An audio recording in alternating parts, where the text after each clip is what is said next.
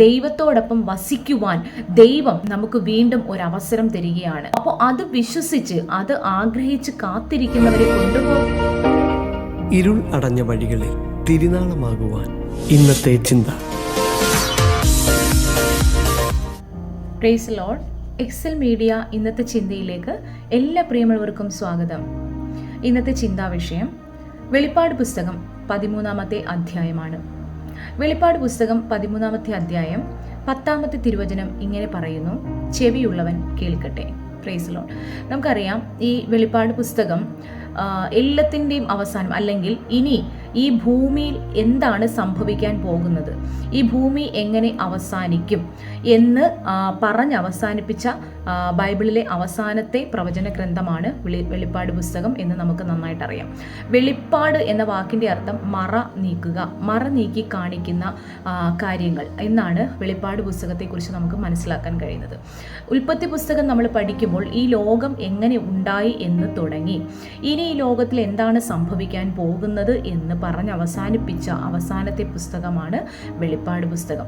ഇതിൽ നമുക്കറിയാം, നമ്മുടെ കർത്താവായ യേശു ക്രിസ്തുവിൻ്റെ രണ്ടാം വരവും അതുപോലെ തന്നെ മനുഷ്യൻ ഈ ലോകത്തിൽ നിന്ന് മാറ്റപ്പെട്ടാൽ എങ്ങോട്ടാണ് മനുഷ്യൻ പോകുന്നത് എന്നുള്ള കാര്യങ്ങളും, മനുഷ്യന് മരണശേഷം എന്ത് സംഭവിക്കും, ഈ ഭൂമിയിൽ ആ സമയത്ത് എന്താണ് നടക്കുന്നത്, ഇത്യാദി കാര്യങ്ങളാണ് വെളിപ്പാട് പുസ്തകത്തിൽ പ്രതിപാദ്യ വിഷയം എന്ന് പറയുന്നത്. എന്നാൽ ഞാനിവിടെ വായിച്ച വാക്യം 13-ാമത്തെ അധ്യായം 10-ാമത്തെ വാക്യത്തിൽ ഇങ്ങനെ പറയുന്നു: എന്നാൽ ചെവി ഉള്ളവൻ കേൾക്കട്ടെ. എന്താണ് ചെവിയുള്ളവൻ കേൾക്കട്ടെ എന്ന് പറയുന്നതിൻ്റെ അർത്ഥം എന്ന് പറയുന്നത്?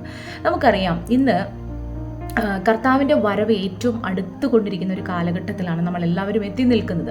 ഈ സമയത്ത് കർത്താവിൻ്റെ വചനം അല്ലെങ്കിൽ സുവിശേഷം ലോകമെമ്പാടും എത്തണമെന്നാണ് ദൈവത്തിൻ്റെ ഹൃദയത്തിലെ ആ ഒരു ആഗ്രഹം എന്ന് പറയുന്നത്. കാരണം നമുക്കറിയാം, എന്തുകൊണ്ടാണ് സുവിശേഷം എല്ലായിടത്തും എത്തേണ്ടത് ആവശ്യകത എന്ന് ചോദിച്ചാൽ, ലോകത്തിലുള്ള സകല മാനവജാതിയും പാപത്തിൽ പിറന്നു വീണു. കാരണം തുടക്കം മുതൽ ഉൽപ്പത്തി പുസ്തകം 1-ാം അധ്യായം മുതൽ നമ്മൾ പഠിക്കുമ്പോൾ ദൈവത്തിൻ്റെ ഹൃദയത്തിൽ ആഗ്രഹം എന്ന് പറയുന്നത് മനുഷ്യനോട് കൂടെ വാസം ചെയ്യുക എന്നുള്ളതായിരുന്നു. എന്നാൽ ഈ മനുഷ്യൻ ദൈവത്തിന്റെ സാദൃശ്യത്തിലും സ്വരൂപത്തിലും സൃഷ്ടിച്ച ഈ മനുഷ്യൻ ദൈവത്തിൽ നിന്ന് അകന്നു, പാപം ചെയ്ത് ദൈവ തേജസ് നഷ്ടപ്പെട്ട് ദൈവത്തിൽ നിന്ന് മാറി സഞ്ചരിച്ചപ്പോൾ ദൈവത്തിന്റെ മനസ്സിൽ വീണ്ടും ഈ നഷ്ടപ്പെട്ട മനുഷ്യനെ തന്നിലേക്ക് അടുപ്പിക്കുവാനുള്ള ആഗ്രഹം വന്നു. ഈ ആഗ്രഹത്തിന്റെ പൂർത്തീകരണമാണ് കർത്താവായ യേശു ക്രിസ്തു എന്ന് നമുക്ക് നന്നായിട്ടറിയാം.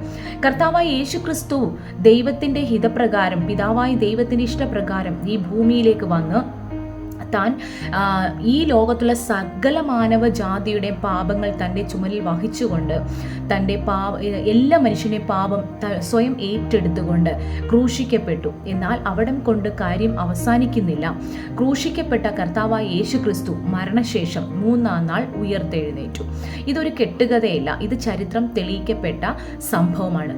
ലോക ചരിത്രത്തെ AD എന്നും BC എന്നും രണ്ടായി തരം തിരിച്ചുകൊണ്ട് കർത്താവിൻ്റെ മരണ അടക്ക പുനരുത്ഥാന സാക്ഷ്യം വഹിക്കുന്നു. നമുക്കറിയാം, അതുകൊണ്ട് തന്നെ ഈ ലോകം അവസാനിക്കും. ഇനി മറ്റൊരു ലോകത്തിലേക്ക് ഈ ജനം കടന്നു പോകും. അപ്പോൾ ആ ലോകത്തിൽ സൃഷ്ടാവായ ദൈവത്തിന്റെ അടുക്കൽ, അല്ലെങ്കിൽ ആ ആദിയിൽ ഉണ്ടായിരുന്ന ആ തേജസ്സിലും സ്വരൂപത്തിലും സൃഷ്ടിക്കപ്പെട്ട മനുഷ്യൻ ആദിയിൽ ഉണ്ടായിരുന്ന അതേ തേജസ്, അതേ അനുഭവത്തിൽ വീണ്ടും ദൈവത്തോടൊപ്പം വസിക്കുവാൻ ദൈവം നമുക്ക് വീണ്ടും ഒരവസരം തരികയാണ്. ആമേൻ. അപ്പോൾ അത് വിശ്വസിച്ച് അത് ആഗ്രഹിച്ച് കാത്തിരിക്കുന്നവരെ കൊണ്ടുപോകാനാണ് കർത്താവായ യേശു ക്രിസ്തു രണ്ടാമതും ആഗതനാകുന്നത്. ഒരിക്കൽ കർത്താവ് ഈ ഭൂമിയിലേക്ക് വന്നത് മനുഷ്യന്റെ പാപപരിഹാരത്തിനായിരുന്നുവെങ്കിൽ ഇനി രണ്ടാമത് യേശു കർത്താവ് വരുന്നത് അവന്റെ വിശുദ്ധന്മാരെ ചേർക്കാൻ. വിശുദ്ധന്മാരെന്ന് പറയുമ്പോൾ യേശു ക്രിസ്തുവിനെ സ്വന്തം രക്ഷിതാവായി സ്വീകരിക്കുകയും അംഗീകരിക്കുകയും അതിനുശേഷം കർത്താവിന്റെ കൽപ്പന അനുസരിച്ച് ഈ ഭൂമിയിൽ ജീവിച്ച് പ്രത്യാശയോടെ കർത്താവിന്റെ വരവിന് വേണ്ടി കാതോർത്തിരിക്കുന്ന ഒരു കൂട്ടം ആൾക്കാരുണ്ട് ഈ ഭൂമിയിൽ. അവരെ ചേർക്കുവാനാണ് യേശു കർത്താവ് വന്നത്.